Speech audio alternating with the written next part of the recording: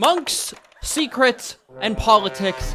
Yes, it can really only be one thing, the Cobalt Soul. Hello everyone, welcome back to Fraud on the Telly. Join me today in our Critical Role Lore Explained series as we answered the question, what is the Cobalt Soul in Critical Role? As always, if you enjoyed the video, learned something new, make sure you like, comment, and subscribe. Just to note, this video is going to have some spoilers for Critical Role campaigns, so just keep that in mind when you watch the video. You know the drill, guys. Let's just get right into it, shall we?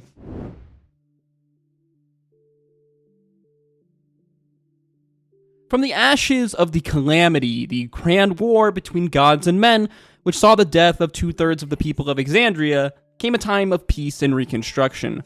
The gods, having left the primaterial plane of Exandria, putting themselves into a self-imposed exile, creating the Divine Gate, a lattice-like structure which was meant to protect Exandria from threats from beyond. With the gods gone, mortal civilization began to rebuild itself. From the destruction of the calamity, new civilizations and organizations would rise, one of the oldest being the Cobalt Soul, an order dedicated to the search and preservation of knowledge, guided by the goddess Ioun, but their less public mission is to use said knowledge against corruption and tyranny to ensure freedom for all people of Exandria. In addition to these other duties, these Cobalt Soul also serve as a vast library and resource of public knowledge for the peoples of Exandria, yet curators of the Cobalt Soul reserve and determine what info is too dangerous to be made public. Some members are monks, while others are knowledge clerics of Ioun. Others include bards, fighters, and wizards, but many are just normal folks, scholars, researchers, caretakers, and historians. According to the Tal'Dorei Reborn setting guide, the Cobalt Soul was created in Wildemount shortly after the Calamity, the Great War of Gods and Men. It is a common fan theory that the Cobalt Soul was started by the children of Serret, Travis Willingham's character in EXU Calamity, an expositor, investigative-like detective character that worked for the Grand Flying City of Avalier.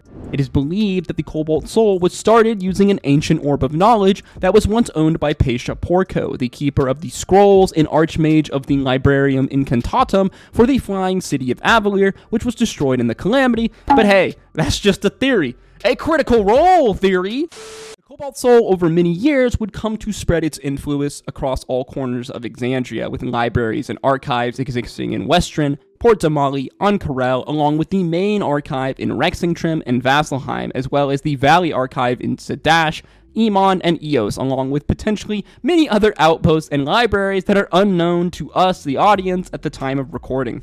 With the main archive in Rexingtrim, naturally the Cobalt Soul began to embroil itself in the politics of Wildemount, finding themselves in a constant antagonist relationship with the Cerberus Assembly, a powerful group of mages that work with and for the Dwendalian Empire, oftentimes to their own benefit. Defenders of the Assembly believe that the mages work as a check for the crown to prevent abuses of power, while others believe it is the wizards who secretly pull the strings tied to the Emperor. While maintaining no outward aggression, the Cobalt Soul works within Rexingtrim and Wildemount as a series of checks and balances to the Empire and said Cerberus Assembly, but the groups regularly do work together with one another for greater works for the city and for Exandria.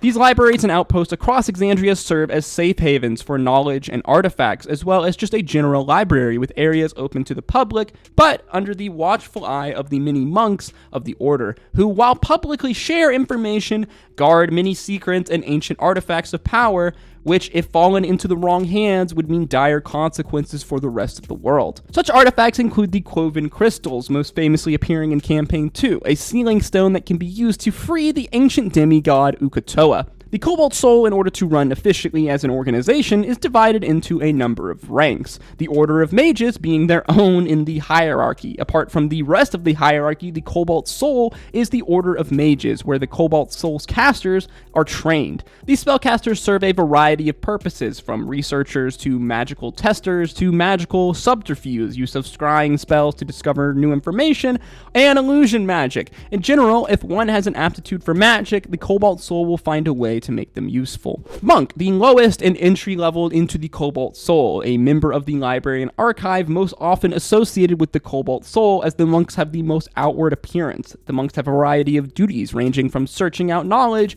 in the field, both ancient and modern, as well as assisting archivists within the archives with maintaining the many works of knowledge, as well as catering and watching over the many common patrons who visit the order to research knowledge and answer questions, as well as to access teleportation circles for those chosen few. Archivist, the librarians of the Cobalt Soul, if you will. The archivist is charged with organizing the insane amount of information that enters the halls of the Cobalt Soul library and maintaining new information received from journeys in the field. Along with maintaining books and scrolls, archivists are charged with training new monks who join the order. Expositor, the elite field operators of the Cobalt Soul. Expositors are trained in the art of espionage, as expositors take on the duty of uncovering secrets and obscuring knowledge better left unknown.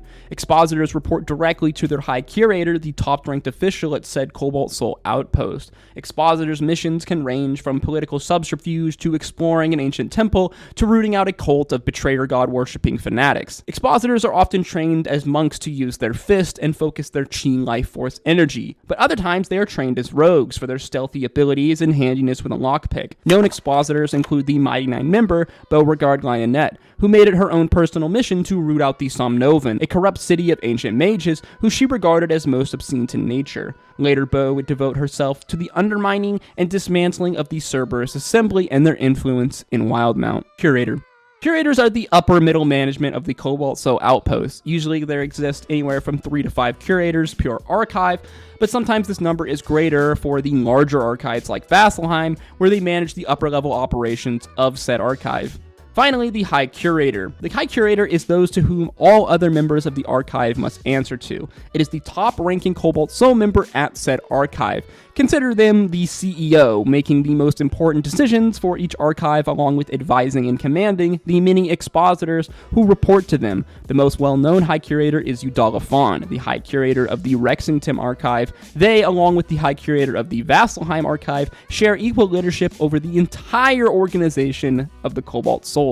The Way of the Cobalt Soul subclass was originally published in the Tal'Dorei Campaign Setting Guide, which was later published to D&D Beyond with some changes a few years later. The subclass differing from other monk subclasses by focusing on information gathering in the aspect of the order. At 3rd level, players get access to Extract Aspect. When a player hits a creature with Flurry of Blows, they may extract aspects, learning the following things about a creature: the damage, vulnerability, resistances, and immunities. At 6th level, the Cobalt Soul monk gains access to Extort Truth. After hitting a creature, the player can spend a key point to force a charisma save. On failure, the creature cannot intentionally lie to the player. At 11th level, players gain access to the Mind of Mercury, where if the player has already used their reaction that turn, they may spend a key point for an additional reaction. Finally, at level 17, these monks get access to Debilitating Barrage. After hitting the creature with a flurry of blows, the player may spend 3 key points to make the creature vulnerable to a damage type of their choosing. And yes, I hope that answers the question: what is the Cobalt Soul in Critical Role? One of the coolest orders of monks from the brainchild of Matthew Mercer. And if you guys know me at all, you know I love me some kickin' butt monk action. Any other information that we left out in this video about the Cobalt Soul that you find interesting, please let me know in the comments down below. You know how it is with Critical Role lore videos. It seems like every week with Critical Role, we get new lore in some kind of an aspect, so videos like this are going to be constantly updated throughout the years. As always, guys, if you enjoyed the video, learned something new, you know what to do. Make sure you like, comment, and subscribe. Let me know in the comments down below what other Critical Role lore subject we should make a video about next. And as always, I hope to see you in the next one. Don't forget to love each other. Until next time, stay safe out there. Peace, love, Auto. A love story that might be. We wasn't supposed to happen. So much talk around us. We became numb to the yapping. It was like 05. Got my license to drive. Picked you up in my pop's car. Went for a ride. Couldn't no one tell us nothing. That night was ours. All the stars aligned.